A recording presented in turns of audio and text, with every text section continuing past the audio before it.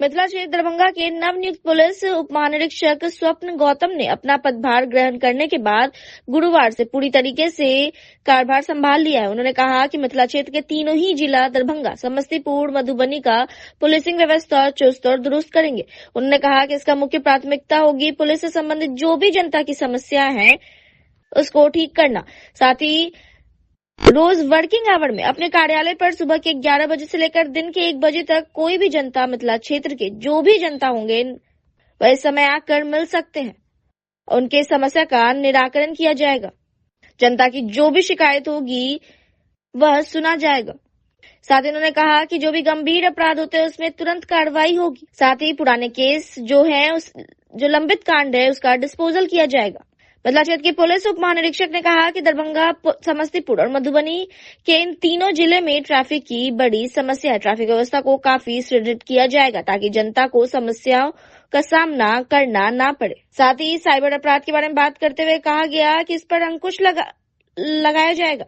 इसके लिए मिथिला क्षेत्र के तीनों ही जिले में प्रयास किया जाएगा, लोगों को जागरूक किया जाएगा कि इससे कैसे बचे। जी मैडम, मिथिला क्षेत्र के नए डीआईजी के रूप में आपने पदभार ग्रहण किया है।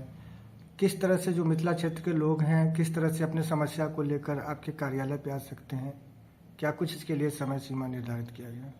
जी, जैसे मैंने कल ही नए डीआईजी के रूप में जो है यहाँ पे पदभार लिया है और मेरा मुख्य उद्देश्य रहेगा कि जो जनता की समस्याएं हैं पुलिस से संबंधित, तो वो रोज़ प्रतिदिन सभी वर्किंग डेज पे 11 से 1 के बीच में मेरे कार्यालय में आके मिल सकते हैं और जो भी अपना शिकायतें हैं मेरे सामने रख सकते हैं।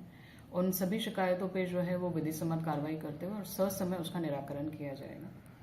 जो पुलिसिंग व्यवस्था होगी, अब किस तरह से यहाँ का जो पुलिसिंग पूरा मिथिला क्षेत्र में होगा? देखिए, प्रायोरिटीज हमारी रहेगी कि जो भी गंभीर अपराध होते हैं उसमें त्वरित कार्रवाई हो, टाइमली जो है वो पुलिस वहां पे पहुंचे और साइंटिफिक तरीके से इन्वेस्टिगेशन हो और आगे की कार्रवाई जैसे अरेस्टिंग और अन्य चीजें हों। उसके साथ साथ केसेस का डिस्पोजल, जो पुराने केसेस हैं, लंबित कांड हैं, उसमें प्रायोरिटी पे निर्णय लेते हुए डिस्पोजल उसको किया जाए। ये हमारी प्राथमिकता रहेगी।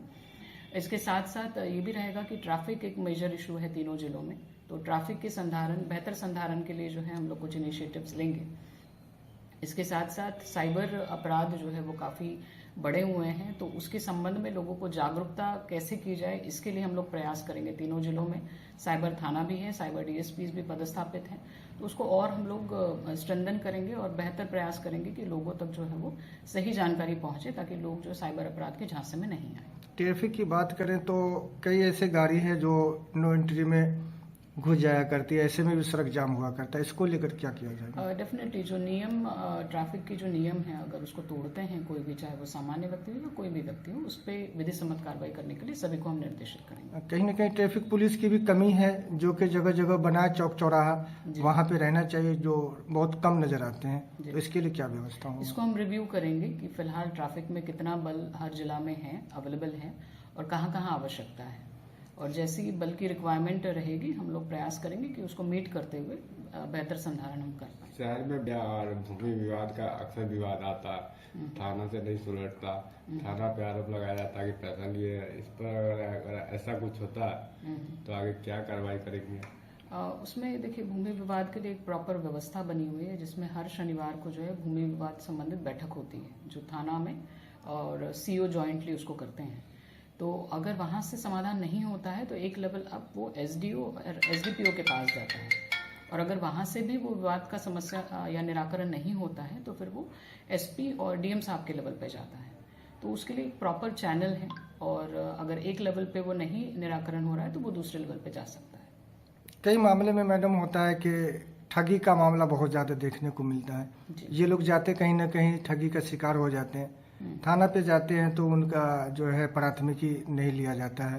तो ऐसे में क्या निर्देश दिया जाएगा थानों को? नहीं, डेफिनेटली जो भी कॉग्नाइजेबल ऑफेंस है उसमें जैसे ही जानकारी प्राप्त होती है उसमें नियमानुसार उन्हें एफआईआर रजिस्ट्रेशन करके आगे की कार्रवाई और इन्वेस्टिगेशन करना है। इसके लिए अभी हम लोग एक प्रॉपर बैठक तीनों एसपीज के साथ करेंगे और सारी इंस्ट्रक्शंस जो है वो हम देंगे। उसमें शराब बेचने वाले हैं, जैसे कि एक बार दिए, उनकी मॉनिटरिंग रखी जाएगी।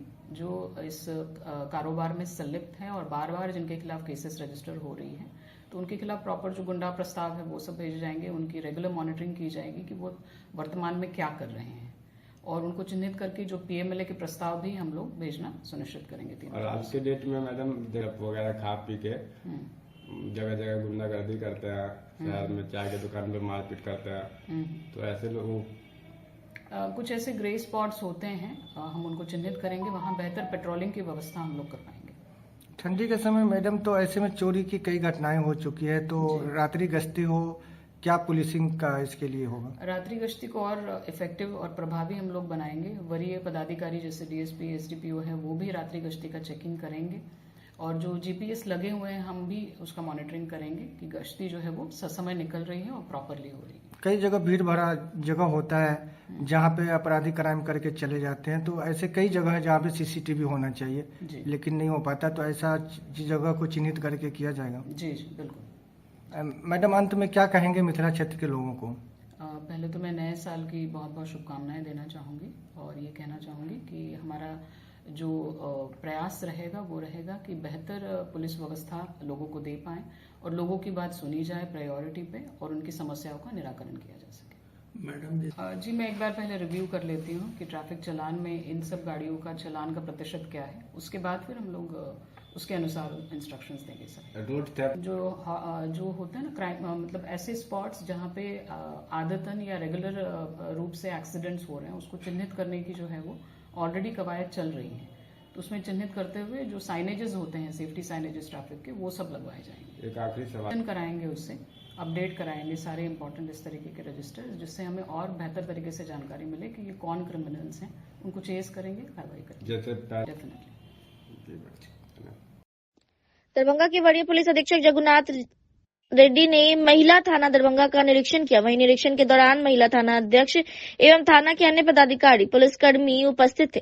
वहीं निरीक्षण के क्रम में महिला थाना दरभंगा में चल रहे कार्यों की समीक्षा करते हुए कई आवश्यक दिशा निर्देश भी दिए गए। निरीक्षण के क्रम में कई पंजियों, आगंतुक पंजी, पासपोर्ट पंजी, आरटीआई पंजी, महिला हेल्प डेस्क, लोक शिकायत पंजी, केस डायरी, वारंट इस्तिहार, कुर्की पंजी, हाजत पंजी, गिरफ्तारी पंजी, दागी पंजी, गिरोह पंजी इत्यादि का निरीक्षण किया गया। एफआईआर, थाना दैनिक, आरोप पत्र पंजी संधारित करने के लिए दिशा निर्देश दिए। थाना के प्रतिवेदित कांडों की समीक्षा की गई। थाना में संधारित सभी तख्ती एवं पंजी को अद्यतन रखने के लिए दिशा निर्देश दिया। सीसीटीएनएस थाना सिरस्ता संबंधित कार्यों की अद्यतन रखने का निर्देश, वारंटी की गिरफ्तारी के लिए दिशा निर्देश दिया। त्वरित गति से लंबित कांडों का निष्पादन की दिशा में वारंट इस्तिहार कुर्की का निर्देश दिया। महिला हेल्प डेस्क संबंधित कार्यों की समीक्षा की गई। निरीक्षण के दौरान थाना अध्यक्ष आरती कुमारी, दरोगा कुमारी मधुबाला, संजीव कुमार, सावित्री कुमारी, एएसआई आरती कुमारी, महिला सिपाही वंशिका कुमारी, डिम्पल कुमारी उपस्थित थे।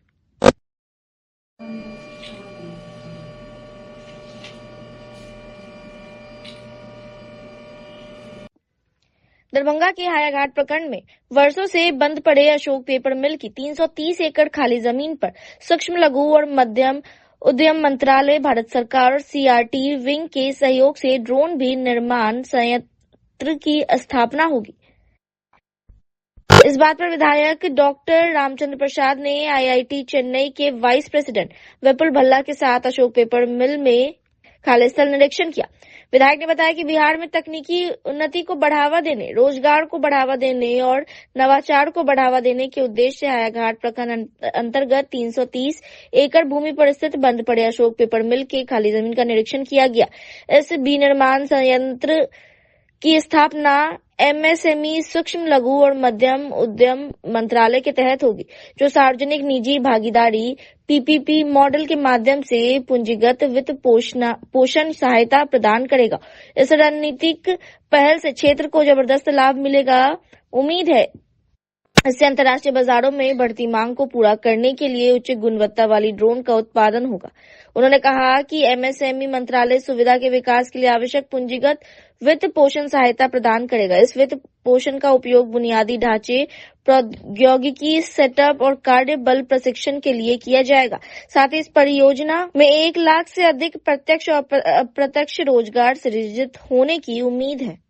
लास्ट 15-20 रोज पहले हम माननीय जीतन राम मांझी जी जो केंद्रीय मंत्री हैं और यहाँ के विधायक रामचंद्र प्रसाद जी के साथ हमने माननीय विधायक जी से मिलके अशोक पेपर मिल का जो एरिया पड़ा है बहुत दिनों से, जिसमें सारे मजदूर का और इस एरिया इलाका का विकास कैसे हो, उस संदर्भ में मैंने मीटिंग करी थी विधायक जी के साथ। तो ये तय हुआ है जो हम लोग यहाँ पर ड्रोन का फैक्ट्री, फूड प्रोसेसिंग का फैक्ट्री, जिसे चिराग पासवान जी से भी हम लोगों ने मुलाकात की थी माननीय विधायक जी के साथ, तो हम लोग अभी लाए हैं। ये विपुल भल्ला जी हैं।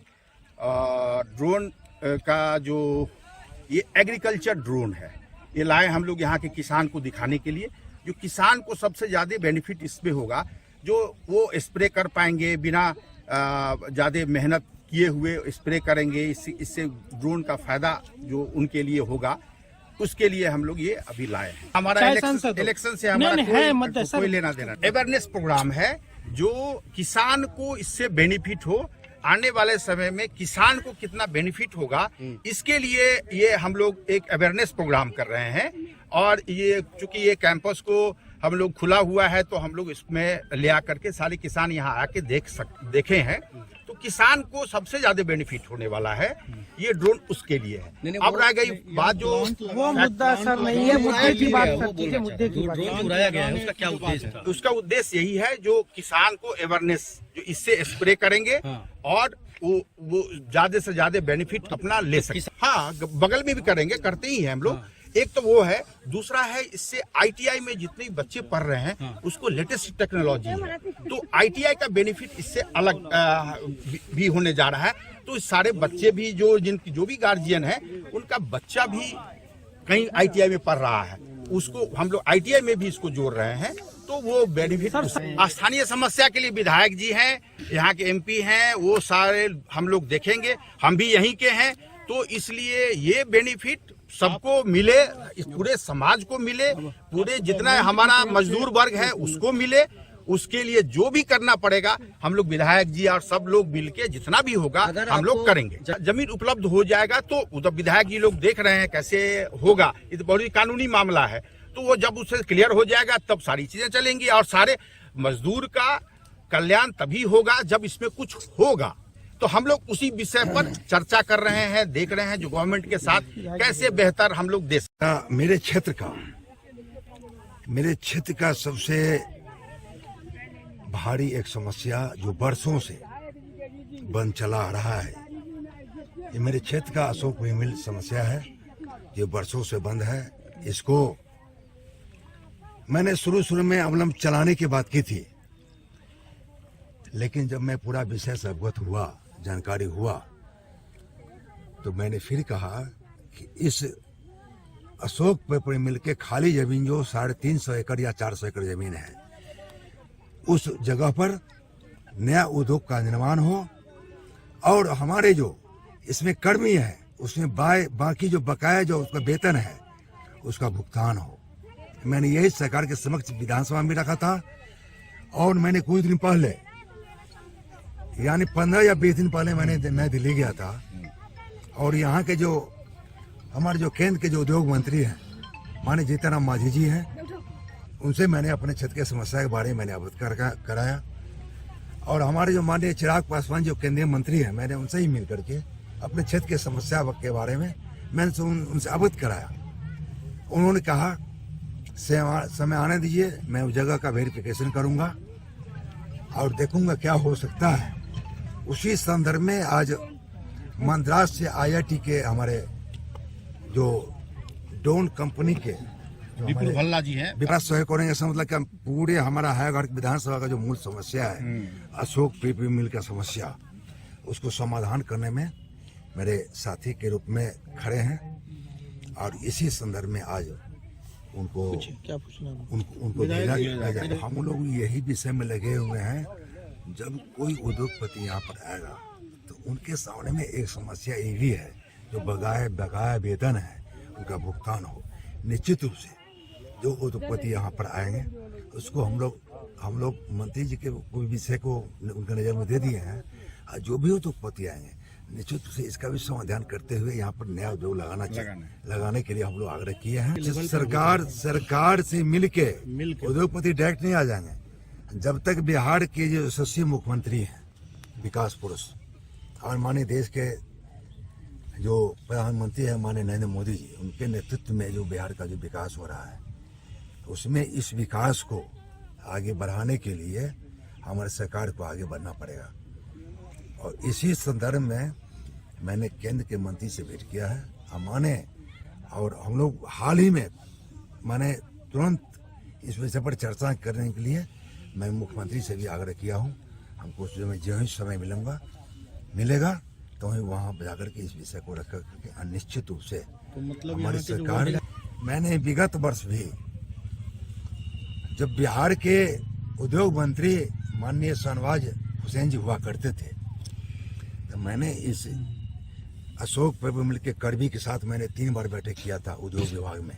आपको जानकारी होगी, और आपको जानकारी अगर नहीं भी होगी तो यहाँ अशोक पेपर मिल के कर्मी यहाँ पर होंगे, हमारे पुराने गार्जियन यहाँ पर होंगे, सब कवरेज हम लोग किए। मैंने उनके साथ बैठक किया था, और कुछ हम लोग निर्णय की ओर पहुंच रहे थे कि मेरा सरकार बिहार में गिर गया, हम लोग पीछे रह गए, और उसी को हम लोग आगे बढ़ा करके हम लोग उस क्रम में लगे हुए हैं। सरकार आया है मेरा, और अभी माने डबल इंजन की सरकार चल रही है बिहार में अब पूरे। तो हम लोग चाहते हैं, उनसे भी मंत्री जी से आग्रह किए हैं, यहाँ पे माननीय नीतीश कुमार जो हमारे जो बिहार के विकास पुरुष हैं, उनसे भी हम लोग चर्चा करके उनको पूरा पूर्ण विश्वास है कि पूरा सहयोग करेंगे, और यहाँ के जो मजदूरों का जो समस्या है उनका समाधान करते हुए हम लोग नया उद्योग का निर्माण। अब मेरा आग्रह सुनिए, पहले हम लोग उद्योगपति का उनका हम स्वागत करेंगे, और साथ साथ जो ही मेरा कुछ कर्म बढ़ेगा आगे, तो ही मेरा हम जो मजदूर का जो समस्या यहाँ क्या है, साथ साथ उनका समस्या का समाधान करते हुए हम लोग आगे बढ़ने का